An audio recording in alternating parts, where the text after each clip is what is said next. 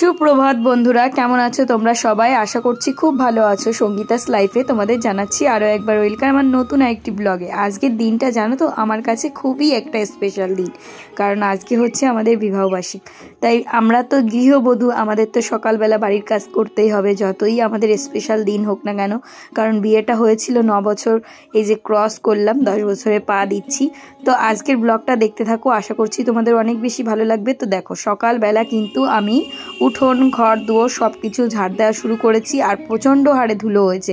আমাদের বাড়িতে না এত বড় উঠোন দেখে সব গ্রামের বাচ্চারা কিন্তু খেলে। আমি কিন্তু বারণও করি না। আগের দিন একটা ভিডিও করেছিলাম, তার জন্য কিন্তু দেখো আটা নিয়ে পুরো সেই উঠোনে ছড়াছড়ি। তারপরে আর না আমি আর কুড়াইনি, কারণ অনেকটা বেলা হয়ে গেছিলো, তাই ভাবলাম যে পরের দিনই কুড়াবো। গুড মর্নিং এভরিওয়ান, কেমন আছো তোমরা সবাই? আশা করছি খুব ভালো আছে। সঙ্গীতাস লাইফে তোমাদের সবাইকে জানাচ্ছি আরও একবার ওয়েলকাম। তো আজকে থেকে ভেবেছি আমি ডেইলি লাইভ ব্লগ শুরু করব। অনেক দিন হলো তো ব্লগ করা হয় না। তো পিছনে দেখছো বাড়িটা, এটা হচ্ছে ছোটদি। তার ছোটদি তো বাড়িতে নেই, বম্বে গেছে। চলো আজকের ভিডিওটা দেখতে থাকো। আজকের ভিডিও অনেক সুন্দর হতে চলেছে, কারণ আজকের ভিডিওতে আছে, আজকে হচ্ছে আমাদের 9টা বছর কমপ্লিট করলাম, মানে বিবাহবার্ষিকের। মানে আমাদের বিবাহিত জীবনে অনেক সুখ দুঃখের গল্প নিয়ে আজকে তোমাদের সঙ্গে শেয়ার করব। তো প্রথম থেকে দেখতে থাকো। তো চলো আমি এখন বাকি কাজ করি। এখন বাজে 8টা। আগের দিন আমার মেয়ে খুব বায়না করেছিল যে মা আমাকে একটু চাউমিন বানিয়ে দাও না, তাই জন্য কিন্তু আমি রাত্রেবেলা বানাইনি, রুটি বানিয়েছিলাম। তাই সকালবেলা ভাবলাম চাউমিনটা করি।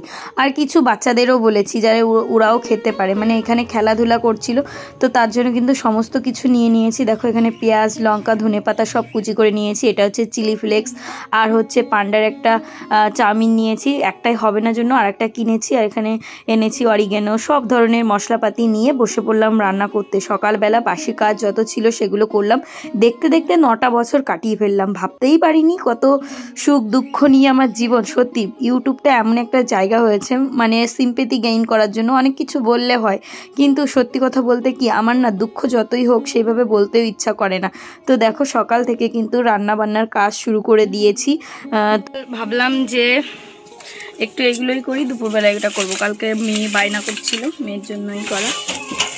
প্রথমে কিন্তু আমি চাউমিনটাকে সিদ্ধ বসিয়ে দিয়েছি, 2 প্যাকেট পুরো দিইনি, একটুখানি কমিয়ে রেখেছি। আর এখানে বাচ্চা কাচ্চা খেলাধুলা করছিল। আর সিন্দিনীর বাবা কিন্তু দোকান থেকে এইমাত্র একটু এই বাড়িতে আসলো আমার সঙ্গে দেখা করতে, কোনো একটা কথা বলতে। তার ভিতর দেখলো ওই মানে ওটা হচ্ছে ওর নাতনি হয়।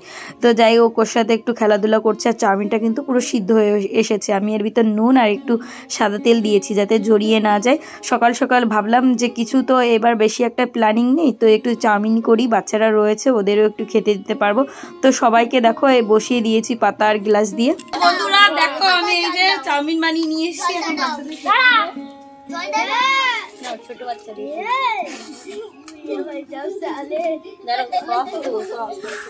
এখানে স্নিগ্ধ মনামি সিঞ্জিনি পুচকি আর হচ্ছে ছোট্টু রয়েছে। আর আমি শোভনকে বললাম খেতে। শোভন আবার মাছ মাংস ডিম এসব কিছুই খায় না, ও হচ্ছে নিরামিষ ভুজি, তাই ও কিন্তু খেলো না।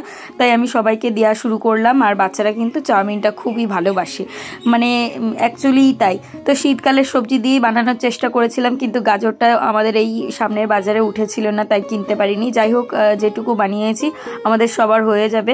আর দেখো কত সুন্দর করে খাচ্ছে। লঙ্কাও আমি কিন্তু মাত্র 2টো দিয়েছি যাতে ওরা খেতে পারে, এই জন্যই, মানে আমার মেয়েটার জন্যই বিশেষ করে বানানো। ও আর কি আগের দিন রাত্রেই বায়না করেছিল। আর এখানে কিন্তু স্নিগ্ধ পাপা খুব সুন্দর করে খাচ্ছে। ও আর কি বেশি একটা খেতে পারে না, আমি একটু বেশি করে দিয়েছি যাতে ওর মা নিয়ে যেতে পারে, ও একটু খেতে পারে। আর ওকে বসিয়ে দিয়েছে, ও আর কি বাচ্চাদের সঙ্গে কেমন খায়। এই বছরের বিবাহবার্ষিকটা তেমন বেশি একটা পালন করার ইচ্ছা নেই, ওই যেটুকু না করলে নয় সেটুকু কেকও আনার কোনো প্ল্যানিং নেই। তো বন্ধুরা দেখো আমরা কিন্তু খেতে বসে গেছি, আমাদের ফ্যামিলি নিয়ে সবার খাওয়া হয়ে গেছে। আবার মেয়ে এখনো লাস্ট, ও খাও। তো দেখো লাস্ট পর্যন্ত কিন্তু আমরা বসে পড়েছি খেতে। আর আমার শাশুড়ি মা একটা হাঁস কিনে এনেছিল, মানে আমি পয়সা দিয়েছিলাম, কিনে এনেছিল, তা আমি এটা খাঁচার ভিতর রেখে দিয়েছি। আর এটা মানে 1 কিলো 850 একটা হাঁস, দেশি হাঁস। আর শীতকালের দিনে হাঁসের মাংস খেতে কিন্তু খুব ভালো লাগে, তাই ভাবলাম বিবাহবার্ষিকীর দিনে কাউকে তো তেমন বলতে পারলাম না, একটুখানি নিজেরা পালন করি। আর আমার বরের শরীরটাও খুব একটা বেশি ভালো না, বরমশাইয়ের, তাই জন্য ভাবলাম যে মানে একটু হাঁসের মাংসই করব, তার সঙ্গে একটা নিরামিষ করব আর একটু কিছু টক করব, এটা আর কি, তাই ভেবেছি। তো দেখো আমি কিন্তু হাঁসটাকে বার করার জন্য চেষ্টা করছি, ওকে খাঁচার ভিতর ভরে রেখেছি, কারণ একটু দেরি করেই আর কি হাঁস পরিষ্কার করা একটা ঝামেলার কাজ। তো গাইস এর ভিতর মনে একটা সাপ আছে, আমার তো ভয় লাগছে হাত দিতে। সিনিক দিয়ে দিকে তাকাও।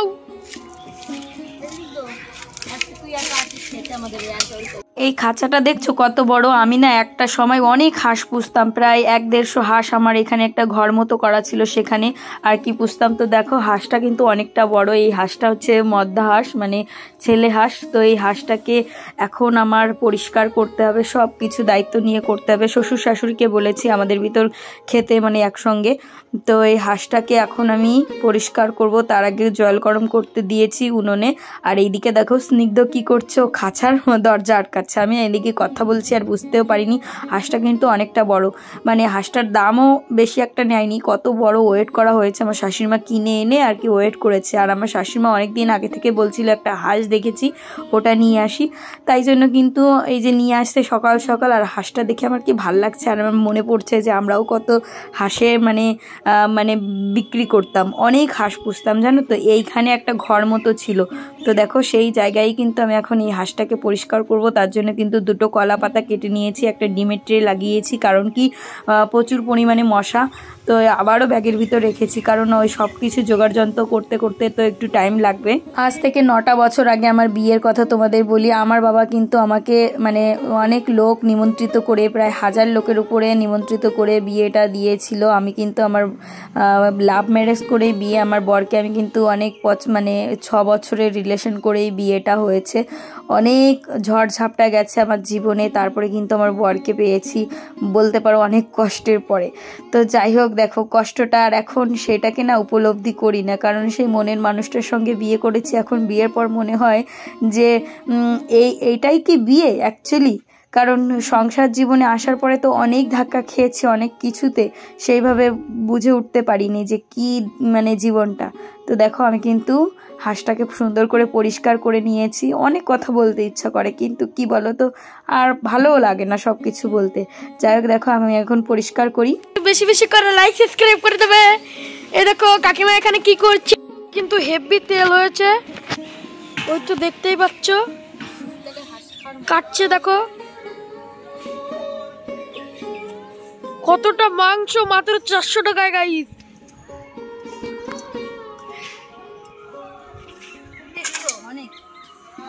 তারপরে দেখো বন্ধুরা আমার কিন্তু মাংস কাটা হয়ে গেছে, এখন আমি রান্নার কাজে যাব। তো দেখো এখানে একটা ঘ্যাট বানিয়েছি, যেহেতু আমার শ্বশুরমশাই কিন্তু মাংস খায় না, তাই জন্য একটা ঘ্যাট বানিয়েছি। আর একটা টক শাক রান্না করব ছোট মাছ দিয়ে। তো শাশুড়ি মা আর কি মাছগুলো দিয়েছে, একদম কুচি কুচি মাছ উনিই রেখেছিল, তাই ভাবলাম ওইটা দিয়ে টক শাকটা রান্না করি। তো উনুনটা প্রথমে আমি আর কি ওইটা রান্না করলাম, যেহেতু শ্বশুর শাশুড়ি খাবে আর শ্বশুরমশাইয়ের টাইম হচ্ছে 2টোর ভিতর খেয়ে নেয়, তাই জন্য কিন্তু তাড়াহুড়ো করে আমি আগে মাংসটা বাদ দিয়ে আমি কিন্তু সব কিছু রেডি করে নিয়েছি, মানে এগুলো রেডি করে নিয়েছি। আর রান্নাটা করছি একা হাতে, মশলা করা, মাংস কাটা থেকে শুরু করে রান্না মানে একটু চাপেরই হয়ে যায়। তো দেখো মাংসটা কি হারে তেল হয়েছে, বুঝতেই পারছো কেমন কত সুন্দর লাগছে দেখতে, মানে একদম থকথকে তেল। আর শীতকালের দিনে না হাঁসের গায়ে প্রচণ্ড তেল হয়। আর হাঁসের মাংস কিন্তু আমার খুব ফেভারিট। তোমরা কে কে হাঁসের মাংস খেতে খুব ভালোবাসো অবশ্যই কমেন্ট করে জানিও। আর এই ভিডিওটা দেখে একটা ভাই তো আমাকে কমেন্ট করবে যে বৌদি তুমি একটু হাঁসের গলা কাটা ভিডিও দাও না, মানে ও সবসময়ের জন্য এটা বলে। তো চলো তোমাদের সঙ্গে একটু রেসিপিটাও শেয়ার করি। তো আমি প্রথমে মাংসটাকে নুন হলুদ আর তেল দিয়ে ভালো করে মেখে রাখবো। তো দেখো এখানে পরিমাণ মতো নুন হলুদ আর তেল দিয়ে এখন মেখে রাখছি। আর আমার তো মশলা করা হয়ে গেছে, ওইদিকে আমার টক শাকটাও হয়ে গেছে। ভালো করে কড়াইটাকে মেজে নিয়ে এসে আমি এখন মাংসটা চাপিয়ে দেবো। এখন নুন হলুদ দিয়ে ম্যারিনেট করে প্রায় 10 মিনিট মতো রেখে দিলাম। তার ভিতর কিন্তু টক শাকটা করেছি। এদিকে কিন্তু কড়াইতে তেল দিয়ে পেঁয়াজ কুচিগুলো দিয়ে দিয়েছি। পেঁয়াজ কুচিগুলো যখন হয়ে গেছে তখন আমি তার ভিতর কিন্তু রসুন আর আদা বাটাটা দিয়ে দেবো, কারণ রসুন আর আদা বাটাটা একটুখানি কষানোর পরে তারপরে কিন্তু আমি জিরে ধনে আর শুকনো লঙ্কাটা দেব।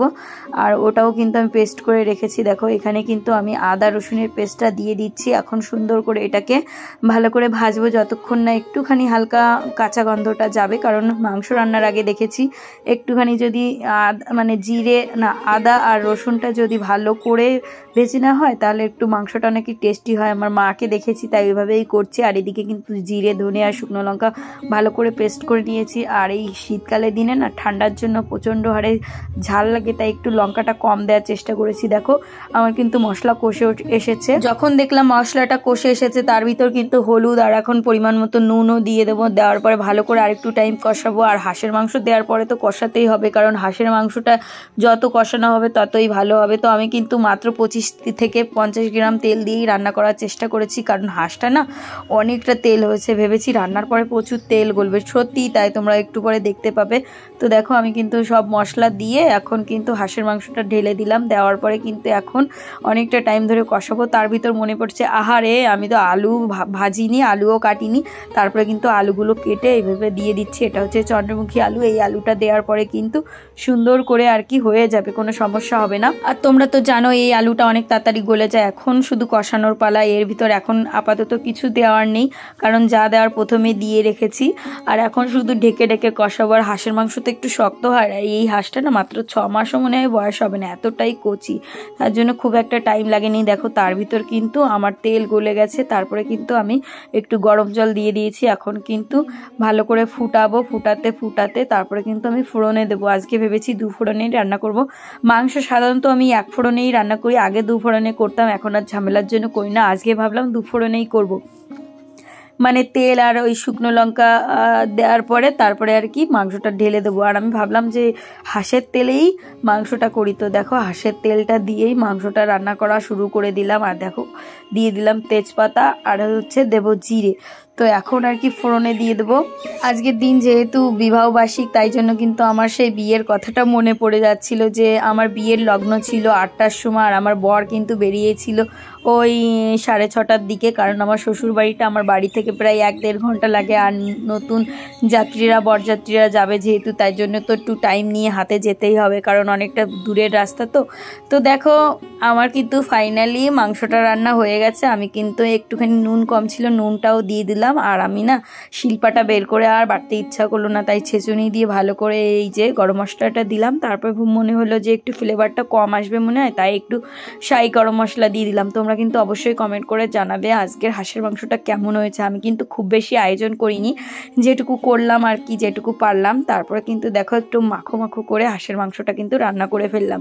কত সুন্দর দেখতে হয়েছে, আর তেল গলেছে অনেকটা পরিমাণে। আজকে আমাদের বিবাহবার্ষিকী সকালবেলার মেনু তো তোমরা দেখলে। আর এই যে দুপুরবেলা হাঁসের মাংস হলে আর কিছু কি লাগে এক্সট্রা করে, ওই যে নিরামিষ আর টক শাক রান্না করেছি, ওটা তো থেকেই যাবে। আমরা শুধু এই মাংস ভাত দিয়েই খেয়ে নেব, আর তেমন কিছু করার ইচ্ছা নেই। তারপরে দেখো কালারটা তোমাদের দেখিয়ে দিলাম কেমন হয়েছে বলো। তারপরে কিন্তু আমরা সবাই মিলে খেতে বসে গেছি। আমার বরমশাইও খেতে বসেছে। এই মানুষটার জন্য আমি মানে কত ঠাকুরকে ডেকেছি কি বলবো। ভালোবাসা জিনিসটা যখন ছোট ছিলাম তখন মানে কতটা লাগতো, এখন তো বিয়ে হয়ে গেছে সেই মানুষটাকেই পেয়ে গেছি মনের, তাই সেরকম গুরুত্ব দিই না। তাই বলে তুমি আমাকে কোনো গুরুত্ব দিলে না, যেটা আর কি স্বামী স্ত্রীদের ভিতর হয়। তারপরে দেখো আমার মেয়েটা কিন্তু খেতে বসে গেছে, আমরাও বসে গেছি। তো আজকের ব্লগটা তোমাদের কেমন লাগলো তোমরা কিন্তু অবশ্যই কমেন্ট করে জানাবে। আর তোমরা কিন্তু অবশ্যই আশীর্বাদ করো আমাদের দুজনকে, আমরা যেন সারা জীবন একসঙ্গে থাকতে পারি। আমাদের জন্য কোনো বাধা বিপত্তি আসলেও, কোনো অশান্তি হলেও আমরা যেন দুজনার থেকে কোনোদিনও মোড় না মানে দূরে না যাই। তো তোমাদের দেখাচ্ছি, দেখো কিরকম পরিমাণে তেল গলেছে। আর ভগবানের কাছে কামনা করব তোমরা যে ভালো মানে যে মনের মানুষটাকে চাও অবশ্যই কিন্তু পাও। আর যারা পেয়ে গেছো তারাও কিন্তু কমেন্ট করে জানিও। ভালোবাসার মানুষের সঙ্গে বিয়ে করা, তারপরে এইভাবে সংসার করার সঙ্গে একটা সন্তান, আমার মেয়ে সন্তান তোমরা দেখতেই পারছো। তোমরা সবাই আশীর্বাদ করো। বরকে চেষ্টা করেছি একটু সুন্দর করে গুছিয়ে দেওয়ার, কারণ ও শুধু বলেছে মাংস দিয়েই খাবে, নিরামিষ খাবে না। আর না নিরামিষ এসব খেতেই চায় না। যাই হোক, তো ওকে আর কি পছন্দের পিসগুলো দিচ্ছিলাম, কোনটা ভালো খায় না খায়, ও আবার গলা খায় না। সব কিছু বেছে খুঁটে দেওয়ার পরে আমি এখন নিয়ে নিচ্ছি। আর শাশুড়িমাকে বললাম তোমরা খেয়ে নাও, বলছে আমরা রুটি খেয়েছি, এখন আমরা খাবো না, রাত্রেবেলা খাবো। তো যাই হোক কত তাড়াতাড়ি করে রান্না করলাম, তবুও ওনারা রুটি বানিয়ে খেয়ে নিয়েছে, রাত্রেবেলা খাবে। তো এই যে মাংস টাংস আমাদের এই যে নেওয়া হয়ে গেলে এতটা রয়েছে, শাশুড়িমা যখন খাবে আর রাত্রেবেলার দিকেই খাবে, ভাত তরকারি সবই গরম থাকবে। তোমরা কিন্তু অবশ্যই কমেন্ট করে জানিও আজকের ব্লগটা কেমন লাগলো। আশা করছি আজকের ব্লগটা তোমাদের অনেক ভালো লাগছে। আর আমি কিন্তু এখন থেকে ভেবেছি প্রতিদিন তোমাদের সঙ্গে ব্লগ শেয়ার করব। তোমরা কিন্তু পাশে থেকো, সাথে থেকো, আর আমাদের ফ্যামিলিতে তোমরা যুক্ত হয়ে যাও। আর আমাকে একটু কমেন্ট করো প্লিজ বন্ধুরা। তোমাদের কাছে একটাই অনুরোধ, আজকের দিনে আমার একটা স্পেশাল দিন যেহেতু, তাই তোমাদের কাছে এটাই আমি আশা করছি, যাতে তোমরা সবসময় আমার পাশে থেকো, আমাকে ভালোবাসো। রাত্রেবেলা পর্যন্ত আর কোনো প্ল্যানিং নেই, আজকে একটা বিয়ে আছে, সেখানে আমার বর যাবে, তাই জন্য ভাবলাম আজকের ভিডিওটা এখানেই শেষ করছি। তোমরা ভালো থেকো, সুস্থ থেকো, দেখা হচ্ছে একটি সুন্দর ব্লগ নিয়ে। বাই।